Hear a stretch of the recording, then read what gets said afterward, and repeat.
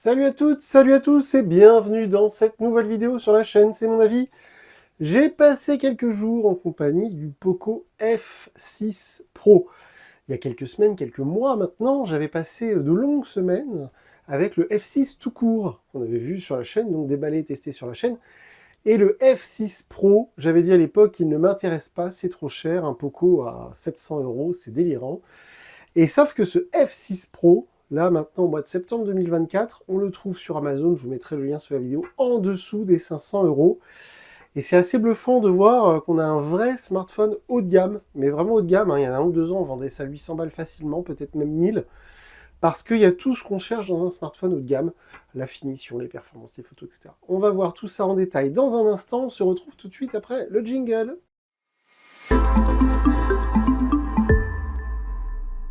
Alors ce Poco F6 Pro, qu'est-ce que ça vaut? Et ça rime. Eh bien, c'est assez drôle d'ailleurs de noter que là, au moment où j'enregistre cette vidéo, eh bien, d'ici 1 heure ou 2, je vais aller chercher le Xiaomi 14T que j'ai commandé quand il est sorti, là, il y a quelques jours. Et je dis que c'est assez drôle parce que les téléphones ont beaucoup de points en commun.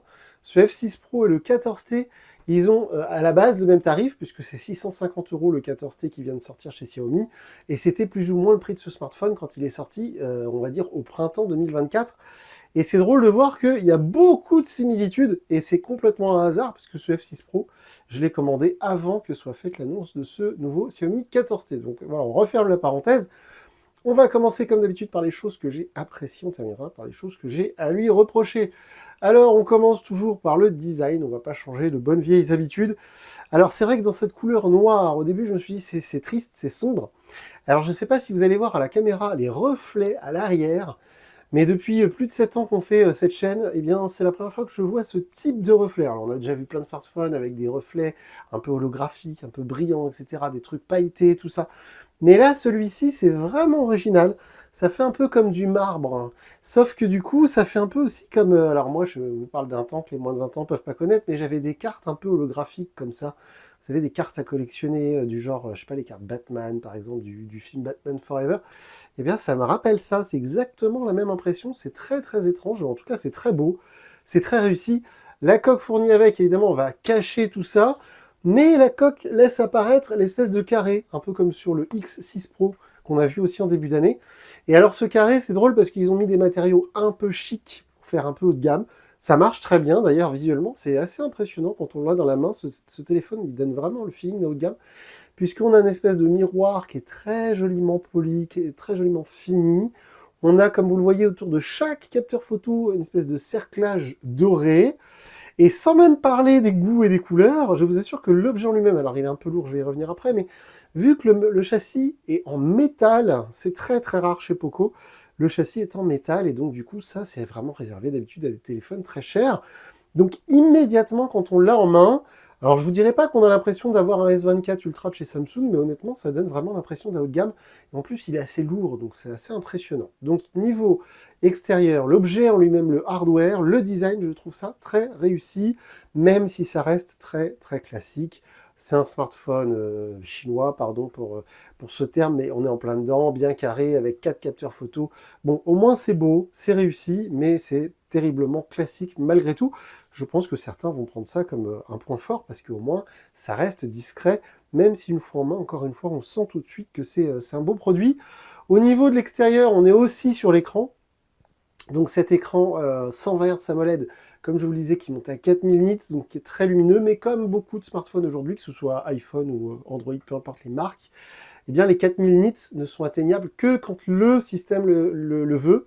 C'est-à-dire que vous avez beau augmenter la luminosité à fond dans le panneau de contrôle, eh bien en fait, il faut vraiment être en plein soleil pour que le téléphone décide d'augmenter cette luminosité à 4000 nits. Donc quand il fait pluvieux, quand il fait gris, c'est très difficile. À la limite, sous un spot, ça marche parfois. Mais une chose est sûre, c'est que c'est un très bel écran. C'est vraiment bon. Alors pareil, hein, dans le classique de ce qu'on voit dans tous les écrans AMOLED 120 Hz de ces derniers temps, de ces derniers mois, de ces dernières années. Voilà, c'est très beau, ça s'utilise très bien, évidemment très fluide, on peut le bloquer sur 100 Hz. Petite chose aussi qu'apprécient les geeks dans mon genre, c'est que, on va quand même augmenter un tout petit peu la luminosité, c'est qu'on peut choisir aussi la résolution, on peut bloquer la résolution. Un peu comme justement sur les Samsung haut de gamme, du genre le S24 Ultra, où on peut choisir d'être sur une résolution d'écran plus faible pour économiser la batterie. Et bien là, on a le choix entre deux résolutions. J'ai trouvé ça assez cool. Donc on peut bloquer et 120 Hz et la résolution.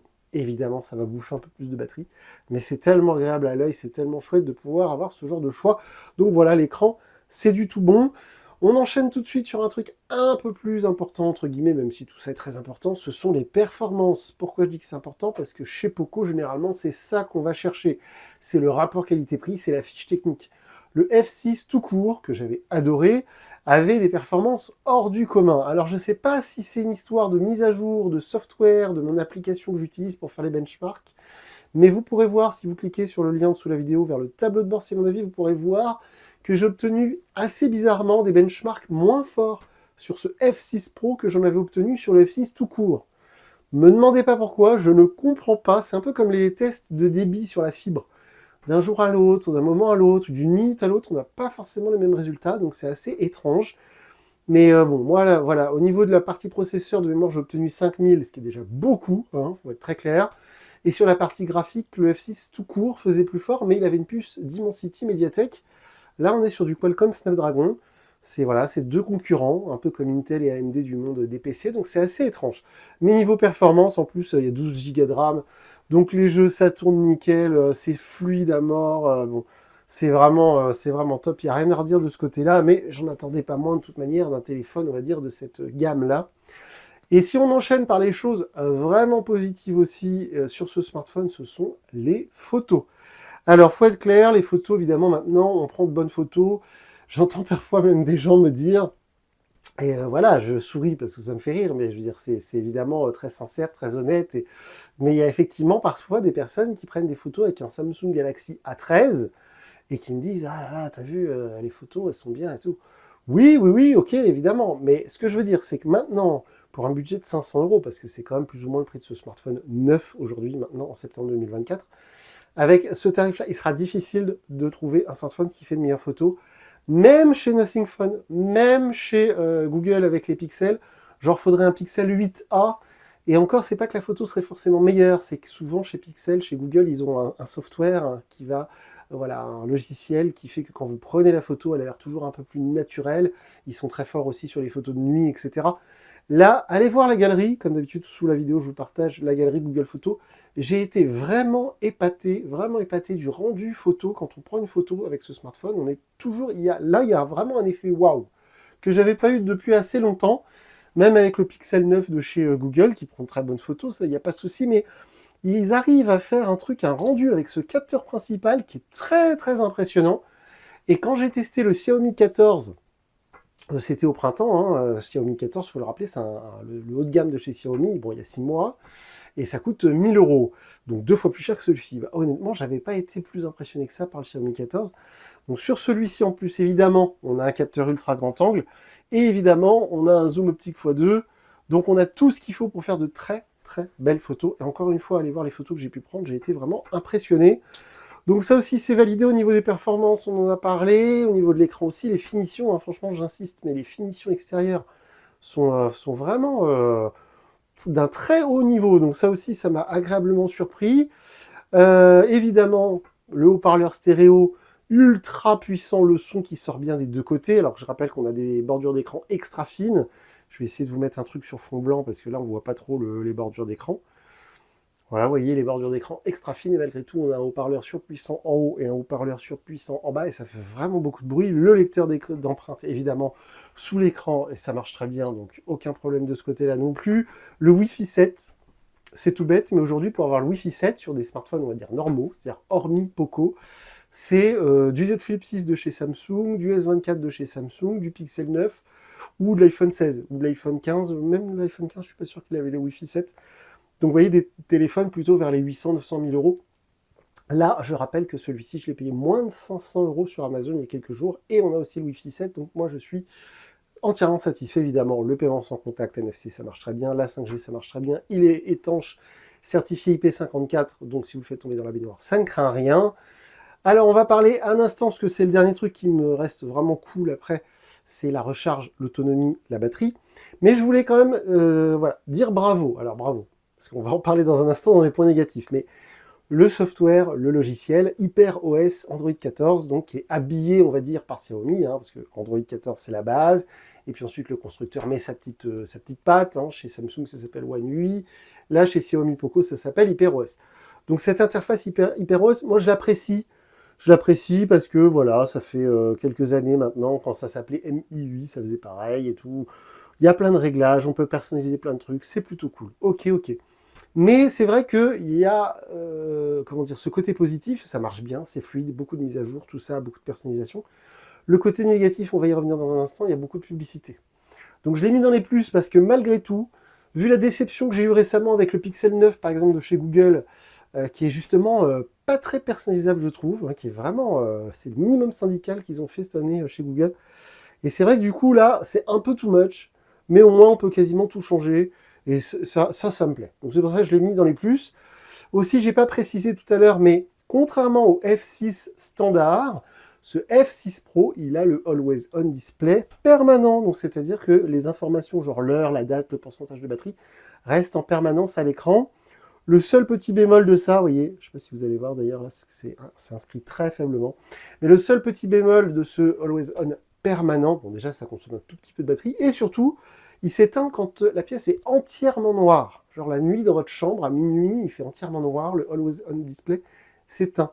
Comme sur les iPhones, je pense qu'ils se sont inspirés de Apple sur ce coup-là, ce qui n'est pas forcément une bonne idée, parce que sur un Samsung par exemple, mon S24 il n'y a pas si longtemps, ou un Z Flip 6, quand vous mettez le Always On Display et vous cliquez sur Toujours affiché, même à 3h du matin dans le noir complet, il y a marqué l'heure, il n'y a pas besoin de toucher l'écran.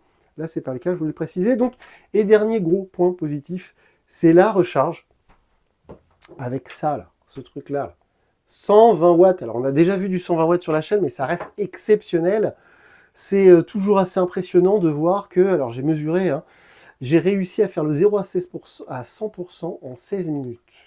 C'est épatant. Franchement, c'est épatant.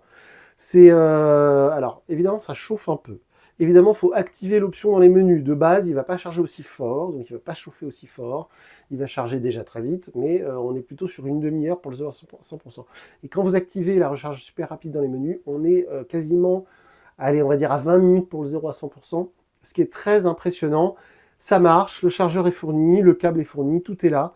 Donc pour un téléphone, encore une fois, à moins de 500 €, il y a quelques années, vous m'auriez dit ça, je ne vous aurais pas cru. C'est très pratique parce que si vous vous loupez complètement, vous arrivez le matin, vous partez au boulot, il vous reste 5% de batterie. Vous le branchez un quart d'heure, vous êtes à 90 ou 100%. C'est génial. J'adore ça. Donc c'était pour moi le gros point positif que je voulais dire avant de passer aux quelques trucs que j'ai à lui reprocher. Si on peut lui reprocher 2-3 trucs, alors déjà effectivement je le trouve trop grand, trop lourd. Et ça c'est assez personnel, je sais que si vous regardez cette vidéo, c'est qu'a priori vous êtes intéressé par ce smartphone, et le 14T de chez Xiaomi dont je parlais qui vient de sortir, il est sur le même format, sur le même poids. Donc c'est un peu le format genre iPhone 15 Pro Max, 16 Pro Max, vous voyez, très grand téléphone. Ou justement Samsung Galaxy S24 Ultra, on est sur un S24 Ultra à 240 grammes je crois, donc on est même beaucoup plus lourd, 230 je sais plus. Mais donc voilà, je sais que c'est pas forcément un inconvénient pour beaucoup d'entre vous, mais moi je trouve ça un peu gênant au quotidien, surtout si on met la coque, on arrive à 220 grammes dans la poche, ça se sent, c'est un grand écran. Par contre, quand on fait du jeu vidéo, parce que c'est le téléphone idéal pour faire du jeu vidéo, si vous n'avez pas les moyens d'avoir un Asus ROG à 1000 balles, si vous faites vous regardez des séries, des vidéos YouTube, de ce que vous voulez, c'est vrai que cet immense écran, ou alors j'ai fait de la navigation voiture avec cet immense écran hyper lumineux, c'est très agréable, c'est très pratique, on voit bien ce qu'on fait, donc franchement c'est top. Mais du coup voilà, on ne peut pas avoir le beurre, l'argent du beurre, là on a un grand téléphone. Et donc j'en parlais il y a un instant, mais pour moi c'est vraiment le défaut principal, encore aujourd'hui en 2024 malheureusement, des Xiaomi, des Poco. On a un super tarif, on a de super produits, mais du coup on a plein de pubs, on a plein d'applications qu'on ne peut pas supprimer, genre le fameux App Mall dont je vous parle depuis un an maintenant, voire plus. Donc c'est un concurrent du Google Play Store, mais qu'on ne peut pas virer. Donc tout ça c'est purement commercial, hein. On a plein d'applications voilà, qui moi me saoulent un peu, qu'on ne peut pas virer non plus. Il y a le coffre-fort d'applications, le centre des jeux, le truc de sécurité. Tout ça maintenant, ça fait un peu vieillot, ça fait un peu l'ancienne. Genre quand vous avez un Pixel, un Nothing, ou quelque chose de très moderne comme ça, vous n'avez pas toutes ces applications là inutiles qui sont là pour remplir le tiroir d'applications plus qu'autre chose. Voilà, c'est vraiment mon petit regret. Alors après, au quotidien, franchement, c'est pas très grave. Mais je voulais quand même le faire remarquer parce que quand on a 500 € de budget, aujourd'hui, on a quand même beaucoup de choix.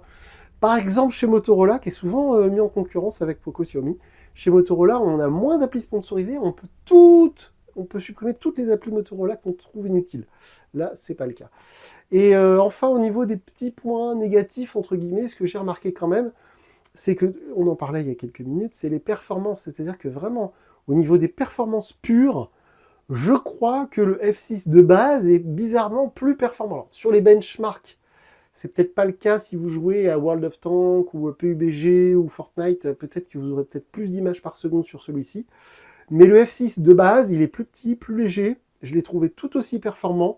Les photos étaient un peu moins bonnes, mais quand même très bien pour le prix. Et le F6 de base, je vais l'appeler comme ça, on peut le trouver en ce moment sur Amazon vers les 350 €, donc 100 € de moins que celui-ci. Donc si vous avez un petit budget, c'est vrai que le F6 de base, on va dire, peut suffire. Là, le F6 Pro, c'est vraiment un haut de gamme pour celles et ceux qui n'ont pas envie d'aller sur du haut de gamme. Genre là, vous présentez ça à un collègue qui a un Samsung S24, qui a, je sais pas moi, plein d'autres téléphones comme ça dans les 900 €, même quelqu'un qui a un Pixel 9. Alors les gens qui ont des Pixels, c'est un peu comme les gens qui ont des Tesla. Ils sont très, voilà, ils sont très au-dessus de tout le monde, mais honnêtement, niveau performance, niveau photo, autonomie, hein, tout à l'heure je vous ai parlé de la recharge, mais l'autonomie, la batterie, elle tient largement une journée. Vous pouvez tenir 2 ou 3 jours sur une charge. Donc l'autonomie n'est absolument plus un problème, hein. Franchement, la batterie avec le Qualcomm, l'autonomie est top.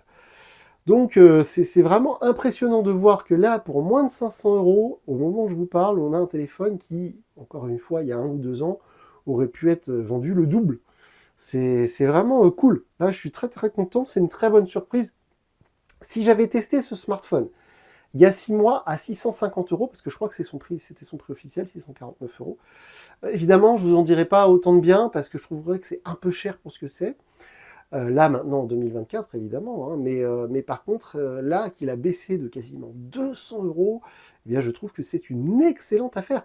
C'est quasiment son prix d'occasion. Je pense qu'il y a certaines boutiques d'occasion en France, ou même certains sites, qui vont vous vendre du F6 Pro reconditionné, parce que maintenant c'est le nouveau terme pour pas dire occasion, au même prix que celui-ci neuf acheté sur Amazon. C'est du délire, mais c'est un peu ça. Et j'en terminerai en disant que justement, c'est peut-être un défaut.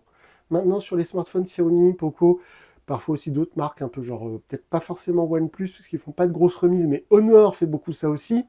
C'est-à-dire que les gens qui se sont précipités à l'acheter quand il est sorti, parce qu'ils le voulaient, et ils ont lâché 650 balles, eh bien, même pas, allez, 6 mois plus tard, 200 € de moins, 200 € de moins presque. Franchement, il y a de quoi avoir les boules, parce que c'est comme si vous achetiez une voiture, et puis que 6 mois après, vous voyez qu'ils font des remises, des rabais terribles sur la voiture que vous venez d'acheter, ça fait perdre de la valeur à votre bien, à votre voiture, votre téléphone. Donc c'est franchement un peu dommage. C'est vrai qu'on critique beaucoup les grandes marques, Google, Apple et autres Samsung, et ce que vous voulez, mais il y a quand même, voilà, c'est de l'investissement, parce que quand vous achetez un Z Fold 6, par exemple, bon, Samsung, il ne le fait pas en promo en ce moment à moins 30% le Z Fold 6. Le Z Fold 6, il coûte toujours aussi cher aujourd'hui que quand il est sorti il y a 2 mois. Alors que si vous achetez un Honor V Fold je ne sais quoi, vous le payez le plein pot quand il vient de sortir, puis 2-3 mois après, quand Honor ils se rendent compte qu'ils ont beaucoup de mal à le vendre, ils font des baisses, des baisses, des baisses, des baisses. Donc ceux qui l'ont acheté au début, ils ont bien les boules. Là, c'est un peu le même cas, mais tant mieux pour moi. Tant mieux pour ceux qui vont l'acheter là en cette fin d'année. Vous cherchez un cadeau de Noël, vous cherchez à vous faire offrir un smartphone. Alors là, honnêtement, un super téléphone, super photo, super performance, bel écran, bel objet, super autonomie, se recharge vite, étanche, Wi-Fi 7. Tout est là, n'en jetez plus. Si je devais lui donner une note sur 10, eh bien, honnêtement, j'hésite. Allez, je ne peux pas lui donner 10 sur 10, même à ce prix-là, parce qu'il y a cette interface HyperOS qui est quand même bourrée de traceurs publicitaires et autres trucs, c'est quand même un peu dommage. Donc on va être à 9,5 sur 10 à ce prix-là, j'insiste là-dessus. Si je l'avais testé à son vrai prix à 650 €, je pense qu'on serait à 7 sur 10. Voilà, en gros c'est ça. Et donc bon, très bon téléphone, et je n'ai même pas précisé, et j'en finis par là, parce que sinon je peux en parler 2 heures. Le chargeur fourni, la coque fournie, le câble fourni, c'est peut-être le dernier. C'est peut-être le dernier. La semaine prochaine, je déballe le Xiaomi 14T, qui est donc vendu 650 €, le prix que celui-ci était vendu il y a 6 mois. Je suis pas sûr qu'il y ait le câble, je suis pas sûr qu'il y ait la coque, je suis pas sûr qu'il y ait le chargeur. Donc, c'est peut-être le dernier des Mohicans, donc profitez-en. Voilà, je termine sur une rime comme ça, c'est parfait. On est présent sur les réseaux sociaux, les commentaires sont ouverts, dites-nous ce que vous en pensez. Et moi, je vous dis à très bientôt pour une nouvelle vidéo sur la chaîne. Salut!